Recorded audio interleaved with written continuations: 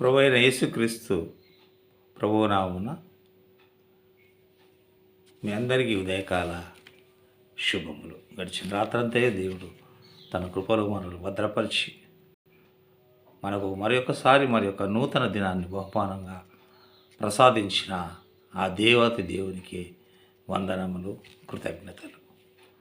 నేడు పరిశుద్ధ గ్రంథంలోని కొన్ని దేవుని వాగ్దానాలు, ప్రవక్తలతో ఆయన మాట్లాడిన మాటలు, ప్రవక్తలు జనులతో చెప్పిన మాటలు, దేవుడు ప్రవక్తలను బలపరిచిన కొన్ని విలువైన మాటలు, వాగ్దానాలను మనం గమనిస్తాం. పరిశుద్ధ గ్రంథం నుండి యెషయా గ్రంథము 41వ అధ్యాయము 10వ వచనం.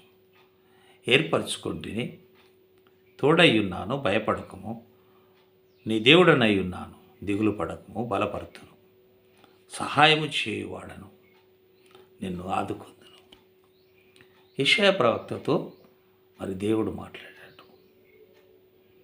యెషయా గ్రంథము 41వ అధ్యాయము 10వ వచనం. నీవు నా దాసుడనవనియు నేను నిన్ను ఉపేక్షింపక ఏర్పరచుకుంటున్నాను,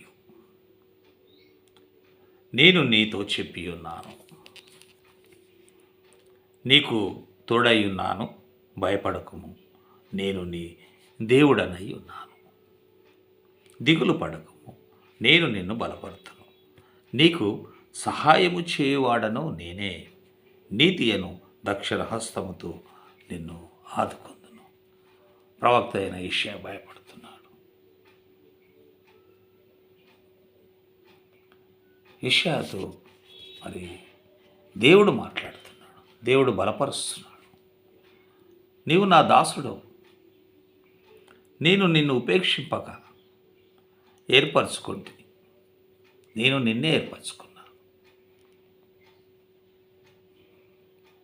నిన్ను ఉపేక్షింపక, నిన్ను వదిలివేయక, నిన్ను విడిచిపెట్టక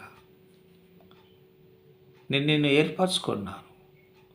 ప్రవక్త అయిన యెషయాతో దేవుడు మాట్లాడుతున్నాడు. ఆ రోజుల్లో ప్రవక్తలతో దేవుడు మాట్లాడాడు. డైరెక్ట్గా దేవుడే వచ్చి వారితో మాట్లాడాడు. జనులను విడుదల చేయాలి, బానిసత్వం నుంచి జనులకు విడుదల కలిగించాలి, నిజమైన దేవుడు ఎవరో వారికి తెలియాలి, ఆయనను ఆరాధించాలి.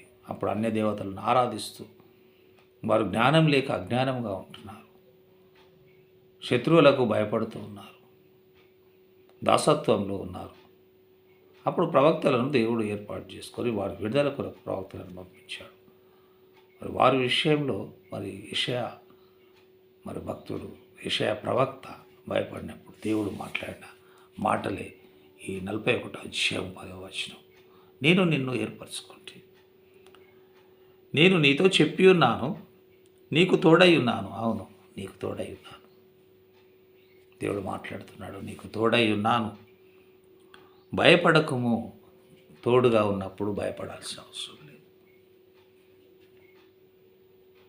మనకు ఎవరైనా వచ్చి తోడుగా నిలబడినప్పుడు కొన్నిసార్లు మనం కొంచెం భయం తగ్గించుకుంటాం. వారు నాకు తోడున్నారు కదా.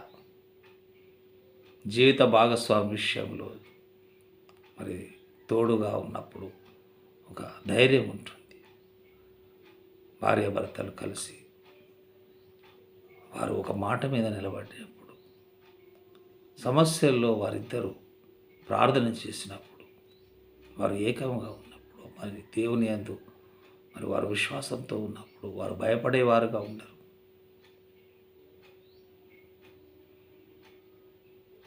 భయపడకు అంటున్నాడు, తోడై ఉండును అంటున్నాడు. తోడు అనేది భయపడకుండా చేస్తుంది. తల్లిదండ్రులకు పిల్లలు, పిల్లలకు తల్లిదండ్రులు తోడు, తల్లిదండ్రులకు పిల్లలు, పిల్లలకు తల్లిదండ్రులు కూడా తోడు. కొన్నిసార్లు స్నేహితులు కూడా తోడుగా ఉంటారు. కష్టం వచ్చినప్పుడు తోడుగా ఉండే స్నేహితులు ఉంటారు, బంధువులు ఉంటారు, ప్రియులు ఉంటారు, శ్రేయోభిలాషులు ఉంటారు. కానీ ఇక్కడ దేవుడు ఏమంటున్నాడు, నేను నీకు తోడే. అన్నిటికంటే మించినది దేవుని తోడు.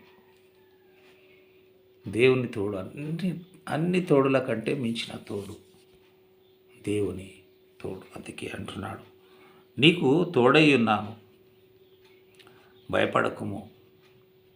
నేను నీ ఎందుకంటే నేను నీ దేవుడైనై ఉన్నాను. ముఖ్యంగా నీ దేవుడనై ఉన్నాను. నీ దేవుడనై ఉన్నాను, భయపడకుము, నీ తోడై ఉన్నాను, దిగులు పడకుము. దిగులు పడను, నేను నిన్ను బలపరుతును. చాలా దిగులుగా ఉంటుంది, దిగులు పడుతుంటాం, బాధపడుతుంటాం, చింతిస్తుంటాం, రేపటి రోజు ఏం జరుగుతుందో అని చింతలో ఉంటాం. అదే దిగులు. దిగులు మనల్ని కృంగదీస్తుంది. దిగులు అనేది నెమ్మది లేక చేస్తుంది. దిగులు పెట్టుకున్నప్పుడు నెమ్మది ఉండదు. అందుకే దేవుడు అంటున్నాడు, దిగులు పడకము, నిన్ను బలపడను, నేను నిన్ను బలపరుస్తాను, నువ్వు దిగులు పడకు. మనకు అనారోగ్యం కలిగినప్పుడు మనం మెడిసిన్ వాడతాం. ఎందుకు? బలం కొరకు. శక్తి రావాలంటే మంచి మెడిసిన్, మంచి ఫుడ్ తీసుకుంటుంటాం. మరి దేవుడు మాట్లాడే మాట ఏంటంటే, దిగులు పడకము, నిన్ను బలపరుతాను, నేను నిన్ను బలపరుస్తాను, నీకు సహాయము చేయవాడను నేనే, నేను మాత్రమే నీకు సహాయము చేయవాడు.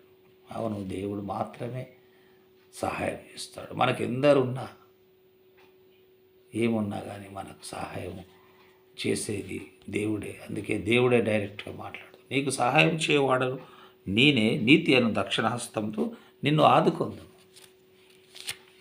నీతి అనే ఒక దక్షిణ హస్తం, నీతి న్యాయములు జరిగించే దేవుడు మన దేవుడు.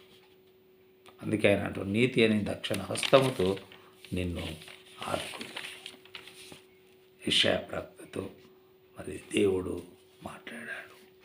ఈరోజు ఈ వాగ్దానం ద్వారా మనతో కూడా దేవుడు మనతో మంచి మాటలండి. దిగులు పడకము, భయపడకము, సహాయము చేయవాడని నేనే నీ దేవుడైన యెహోవాను, నీతి అను దక్షిణ హస్తంతో నిన్ను ఆదుకుంది. చూడండి ఎంత మంచి మాటలు దేవుడు మాట్లాడు.